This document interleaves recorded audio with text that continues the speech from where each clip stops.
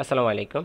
আজকের লেকচারে আমি কন্ডিশনাল প্রবাবিলিটি নিয়ে আপনাদের সাথে আলোচনা করব এবং কিছু কোশ্চেন সলভ করে দেখাবো যাতে আপনারা কন্ডিশনাল প্রবাবিলিটি কোশ্চেনের সাথে রিলেট করতে পারেন। পরবর্তী লেকচারে আমি প্রবাবিলিটি এর কিছু বেসিক কনসেপ্ট নিয়ে আপনাদের সাথে আলোচনা করেছিলাম। সো তা ভিডিওর ডেসক্রিপশন বক্সে আমি দিয়ে দিব। সো কন্ডিশনাল প্রবাবিলিটিটা কি? আমাদের ধরুন যে কোনো একটা ইভেন্ট ঘটছে। সো সেই ইভেন্টটা ঘটার সাপেক্ষে যদি আমরা অন্য একটা ইভেন্টের প্রবাবিলিটি বের করতে যাই, তাহলে সেই প্রবাবিলিটিটাকে আমরা বলতেছি কন্ডিশনাল প্রবাবিলিটি। যেমন এখানে দেখেন ই অকার্স, ই ঘটে given that F has occurred, F ঘটে গিয়েছে।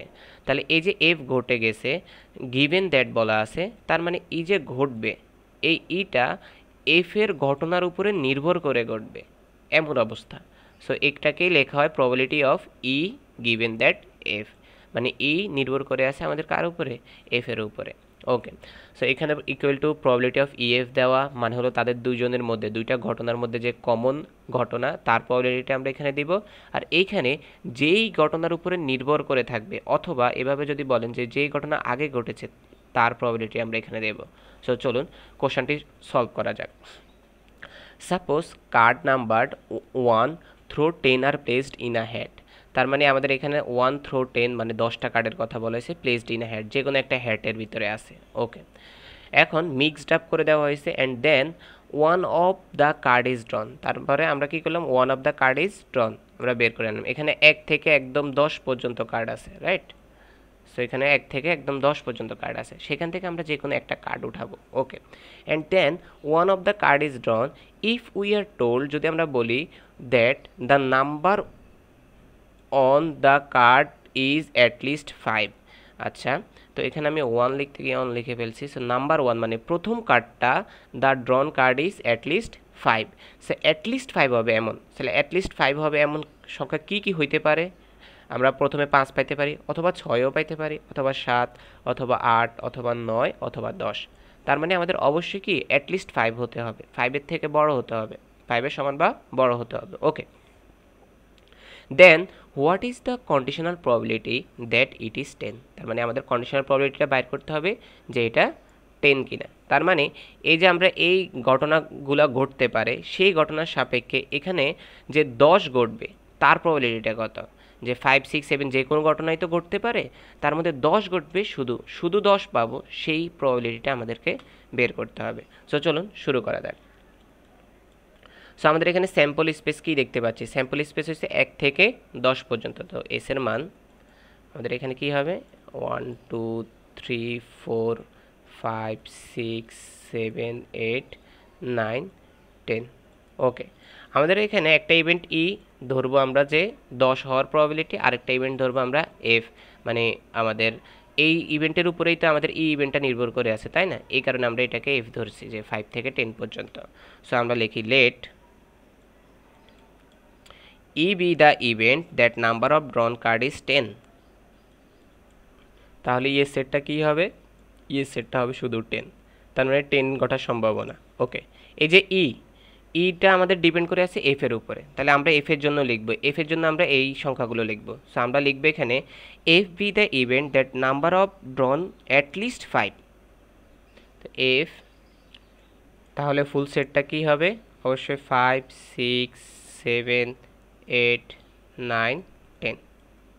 ওকে, তাহলে এর প্রবাবিলিটি যদি আমরা বের করি, প্রবাবিলিটি অফ এফ যদি আমরা বের করি, অবশ্যই আমাদের সূত্রে ব্যবহার করার সময় প্রবাবিলিটি অফ এফ লাগবে। তো আমরা যদি প্রবাবিলিটি অফ এফ বের করি তাহলে কি হবে? যে আমাদের কার্ড টোটাল কতটা? টোটাল কার্ড হলো আমাদের 10টা। ওকে, 10টা, তার মধ্যে আমরা সেট পাইছি কয়টার? 3, 6টার। ওকে, তাহলে 6/10 হবে। এখন আমাদের কন্ডিশনাল প্রবাবিলিটিটা বের করবে, কারণ এখানে বলা আছে কি what is the conditional probability that it is 10, মানে 10 হওয়ার সম্ভাবনাটা বের করতে হবে। তো ওকে, সো 10 হওয়ার সম্ভাবনাটা কি লিখবো আমরা এখানে? আমরা লিখবো যে desired probability of E given F, এখানের মধ্যে ই এফ এর উপরে নির্ভর করে আছে, is equal to probability of EF divided by probability of, আমরা এই কন্ডিশনাল প্রবাবিলিটির সূত্রটা অ্যাপ্লাই করব, তাই না? ওকে, এখন তাহলে আমাদের প্রবাবিলিটি অফ ইএফ, এখন প্রবাবিলিটি অফ ইএফ হচ্ছে কমন। কমন যে সেটটা সেটা। এখন দেখেন প্রবাবিলিটি অফ আমরা যদি এফ এর দিকে তাকাই, এফ এ আছে 5 থেকে 10, ইতে যদি তাকাই তাহলে 10। তার মানে তাদের মধ্যে কমন কি আছে? আমরা যদি তাদের মধ্যে এফ বাইর করি, এফ দ্বারা কি বোঝায়? ই ইন্টারসেকশন এফ, এটাই তো বোঝায়। সো এর আছে 10 এবং কি ইন্টারসেকশন এফ এর আছে কত? 5 থেকে 5, 6, 7, 8, 9, 10, তাই না? তো তাদের মধ্যে কমন কত আসবে? অবশ্যই 10। ওকে, এখন যদি আমরা তাহলে তার প্রবাবিলিটিটা বের করি, এটা তো ইএফ বাইর হলো। ওকে, সো এটার থেকে যদি আমরা প্রবাবিলিটিটা বের করি তাহলে কি আসবে? আমাদের টোটাল কার্ড আছে 10টা, তার মধ্যে আমরা কার্ড পেলাম একটা, তার মানে 1/10 পাবো আমরা। সো আমরা এখানে লিখব 1/10। আর প্রবাবিলিটি অফ এফ কী হবে? প্রবাবিলিটি অফ এফ হবে আমাদের 6/10, 6/10। ওকে, এটাকে যদি আমরা ক্যালকুলেট করি তাহলে অবশ্যই আমরা কি পাবো? 1/6 পাবো। ওকে, সো এভাবে আমরা কন্ডিশনাল প্রবাবিলিটি বাইর করতে পারি যে আমাদের এই যে ইভেন্টটা ঘটবে সেই ইভেন্টটা ঘটার আগে আমাদের এফ ইভেন্টের সাথে তার একটা কন্ডিশন কানেক্টেড থাকবে। সো এমনভাবে কোশ্চেনগুলো সলভ করতে হয়। সো চলুন আরও ভালোভাবে ক্লিয়ার হয়ে নিই। এখানে আরেকটা কোশ্চেন আছে, আ ফ্যামিলি হ্যাজ 2 চিলড্রেন, একটা ফ্যামিলির 2টা চিলড্রেন আছে। What is the conditional probability that both are boys, দুজনেই ছেলে, এরকম কন্ডিশনাল প্রবাবিলিটিটা বের করতে হবে। তার মানে আমরা বুঝে গেছি এটা হলো ই এর কথা বলতেছে, E given F. Okay, boys given that at least one of them is boy. তার মানে গিভেন দ্যাটের পরে যতটুকু থাকবে সেটা আমরা কি এফ ধরবো, অ্যাট লিস্ট ওয়ান অফ, তার মানে এটা আমাদের এফ হবে আর এটা আমাদের কি হবে? ই হবে। Okay, assume that the sample space, ধরে নিতে বলছে যে স্যাম্পল স্পেস আমাদের এটা হবে। সো স্যাম্পল স্পেস আমরা বুঝতেই পারতেছি যেহেতু ফ্যামিলির 2টা চিলড্রেন আছে, তার মানে কী কী কন্ডিশন হওয়া পসিবল? স্যাম্পল স্পেস যদি আমরা বের করি, প্রথমটা ছেলে পরেরটাও ছেলে এমন হওয়া পসিবল, প্রথমটা ছেলে পরেরটা মেয়ে এমন হওয়া পসিবল, প্রথম সন্তান মেয়ে পরের সন্তান ছেলে এমন হওয়া পসিবল, প্রথম সন্তানও মেয়ে পরের সন্তানও মেয়ে এমন হওয়া পসিবল। ওকে, এতগুলো আউটকাম আসা পসিবল, রাইট? সো এখন আমরা আসি আসল বিষয়ে। তো লেট আমরা এখন লিখবো আমাদের ই ইভেন্টের কথা, কারণ আমাদের কি বলছে ই ইভেন্টে কি বলছে? E be the event that both are boys, আমাদের কি বোথ আর বয়েজ, তো এটা আমাদের ই ইভেন্ট হবে।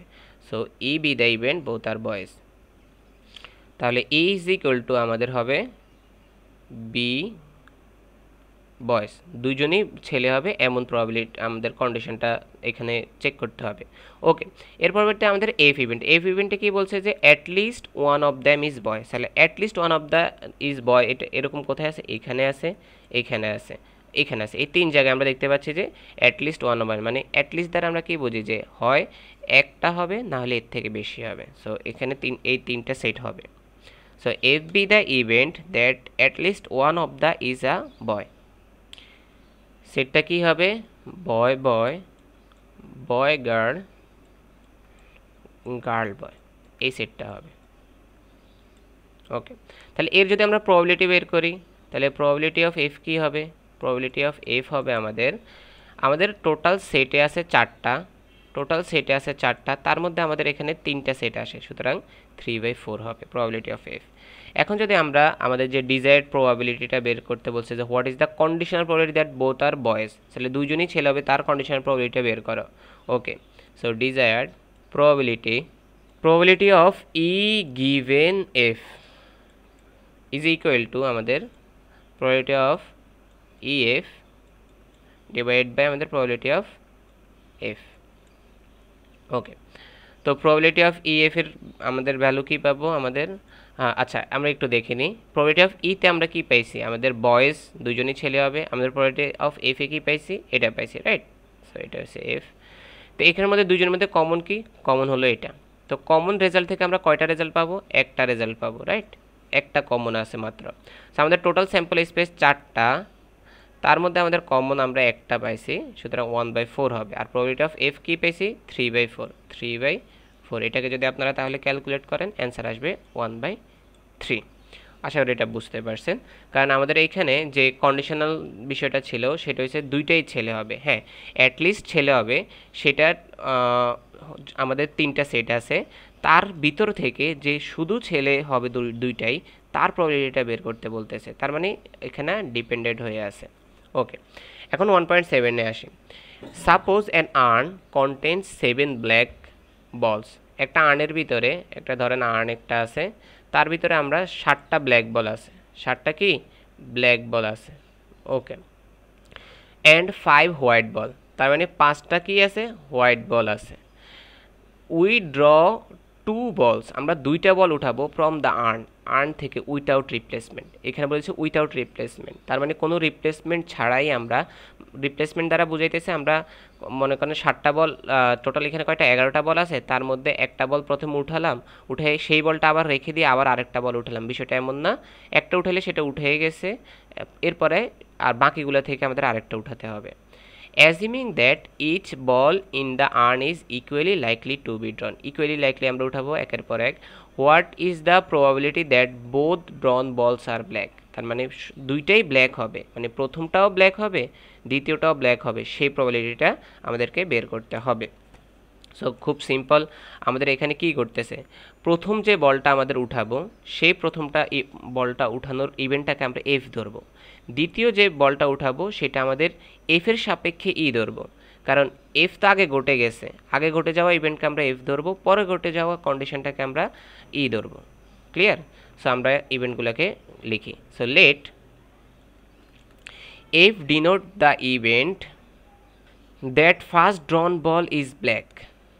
তাহলে প্রবাবিলিটি অফ এফ কি হবে, প্রবাবিলিটি অফ এফ কি হবে 7/12, কারণ আমাদের টোটাল কতটা ছিল 7 5 12, 12, বারবার ভুল হচ্ছে, 7 5 আমাদের এখানে 12, তাই না? 12 থেকে আমাদের যে প্রথম সংখ্যা আমরা বলটা উঠাবো তার মধ্যে আমরা ব্ল্যাক বল আছে কয়টা 7টা, তাই না?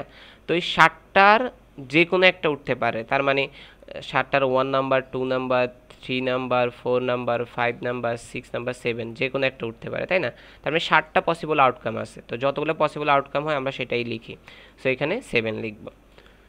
তো এর পরবর্তীতে ইভেন্টটা, এই যে ইভেন্টটা সেটা কি ডিপেন্ড করে আছে, এটা হচ্ছে আমাদের সেকেন্ড ইভেন্ট। প্রথম বলের ইভেন্টটা ছিল আমাদের এফ, এখন আমাদের সেকেন্ড ইভেন্টটা ঘটবে। এখন সেকেন্ড ইভেন্টটা অবশ্যই পূর্ববর্তী ইভেন্টের সাথে আমাদের এখানে কি আছে, ডিপেন্ডেন্ট হয়ে আছে, রাইট?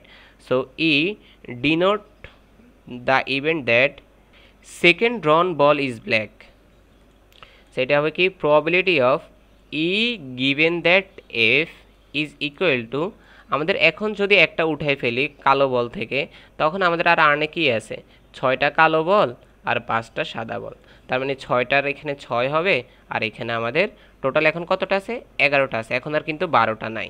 ওকে ফাইন, এখন খেয়াল করে দেখেন কেন আমি এখানে ই বাই এফ লিখতাম। E denote the event, event that second drawn ball is black.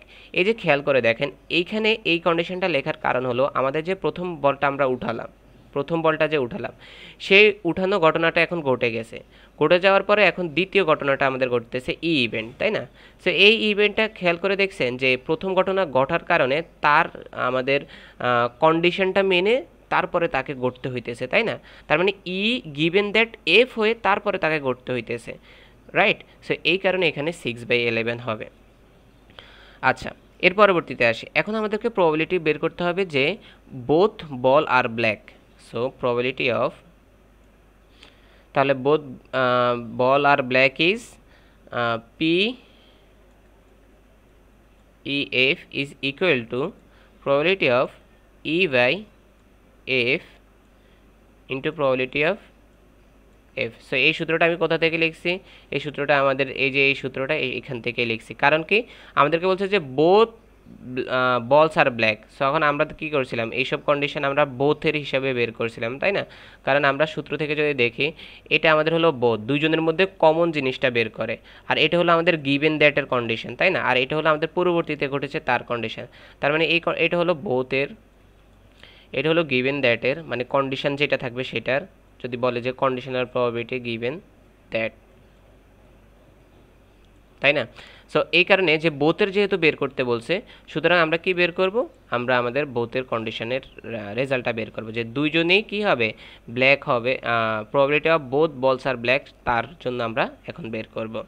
So okay, সেটা যদি আমরা বের করি তাহলে আমাদের এখানে কি হইতেছে যে probability of E given F কি হচ্ছে আমাদের 6/11 অ্যান্ড প্রবাবিলিটি অফ এফ কি হচ্ছে 7/12। তাহলে আমরা এখানে অ্যান্সারটা কি পাচ্ছি? সো অ্যান্সারটা যদি আপনারা ক্যালকুলেট করে নেন তাহলে অ্যান্সারটা আসতে পারে এরকম 42 ডিভাইড বাই 132, এমন একটা রেজাল্ট আসতে পারে। সো আশা করি আপনারা এই বিষয়গুলো ক্লিয়ার হয়ে গেছেন। কোশ্চেনগুলো খুবই সিম্পল ছিল। সো অবশ্যই ভালো লাগলে লাইক করবেন, আপনাদের কোনো কোশ্চেন থাকলে কমেন্ট করে জানাবেন। সবাই ভালো থাকবেন। আসসালামু আলাইকুম।